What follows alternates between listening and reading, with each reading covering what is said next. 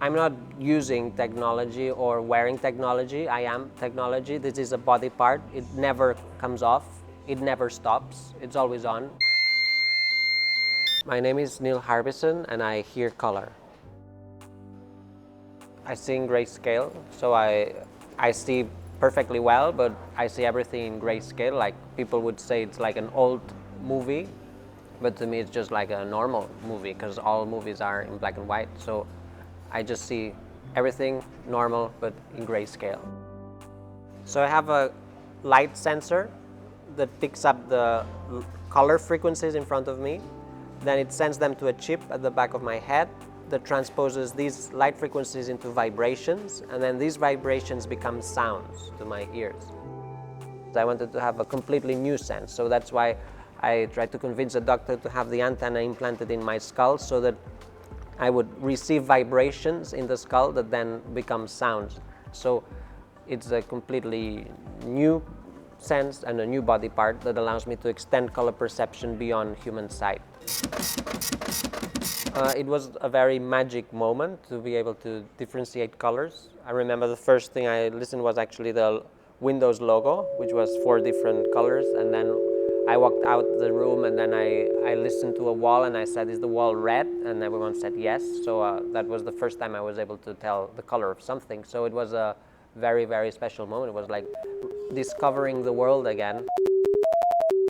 So to me, these paints are sounds. I can hear each color and I can actually also put them on a score. Like red is F, G is yellow, green is A, turquoise is B, blue is C, violet D, and pink is E. My relationship between culture and color is different from most of the people's. For example, red for most people is a violent or passionate color, whereas for me, red is completely the opposite. It's the most peaceful color because red is the color with the lowest frequency, so it's the most innocent color. It's just really calm and very nice to perceive, whereas violet would be corresponding to violence. Because violet is close to ultraviolet, which is a color that can actually kill us. So if we would all perceive color like this, we would have stop signs and traffic lights wouldn't be red, they would all be violet. I never relate color with happiness or with sadness. It's the combination of colors that create maybe happy or sad chords. So a color alone, like yellow alone on itself, does not make me feel any kind of feeling. It's the combination of yellow with other colors that can make me feel in a specific way. So much for the visible rays, but there are also the invisible rays, such as the infrared and ultraviolet. My favorite color is infrared, which is a color that is invisible for the human eyes, but it's present everywhere. So it's a color that you can actually perceive in total darkness as well. And it allows me to know if there's movement detectors in a room, and it also allows me to detect if there's any warmth as well. And as infrared rays heat and penetrate, they make a good substitute for the sun. Hey-ho, hey-ho. So if I want to dress in a cheerful way, then I would dress in a C major, so like pink, yellow, and blue. If I'm going to a party, then I would maybe dress in a I could actually wear a song, so I have also designs of clothes that actually sound like a specific song, so I would wear maybe a music part of something. And then if I go to a funeral, I would probably go with a minor chord.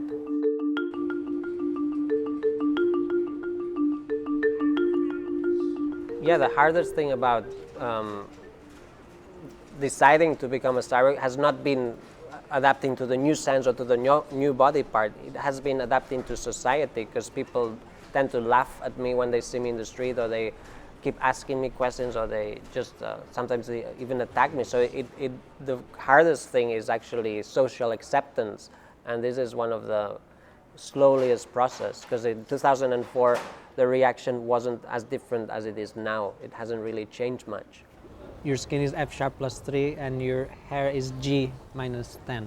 One of the things I really like to do is sound portraits. So each person has the color of the eyes, lips, skin, and hair, and these correspond to different notes. So what I like is to get close to the different faces and write down the different notes that I hear, and then I send them an MP3 of their face so that they can hear the color of their own face.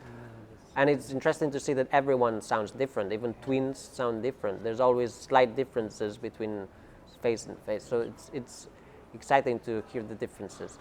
Also, we realize that we are not black and white. So people that say they're black, they're actually very, very dark orange, and people that say they're white, they're actually very, very light orange as well. So we actually all sharing the exact same hue, and the only difference is light. So it's completely false that we are black and white. We are all orange. So I'll send you an MP3 of your face, okay? One of the first faces I listened to was Prince Charles when he came to Dartington College. And I remember he almost sounded like a C major, so because he has like bluish eyes, and then the combination was almost C major, so it sounded quite harmonious. That's one of the exciting things about creating sound portraits, that you might sound really, really good and you don't know it.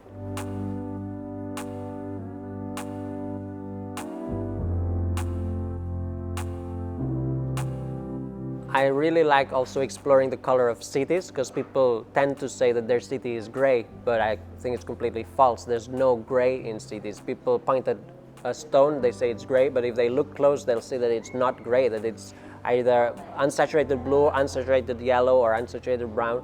So each city has its own colors.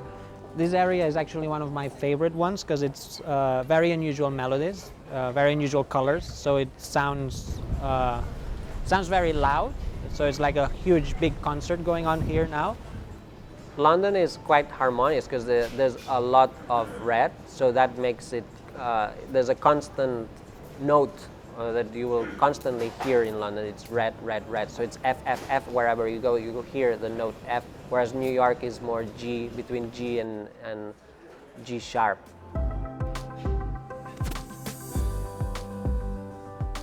There is no difference for me between composing music or painting. It's all the same. So one of the last projects I'm doing is just painting on top of vinyls or records, and I'm painting the dominant sound of that track. So if a track has a lot of G, or if a track is in C major, then I will paint it in a way that it sounds just like the track.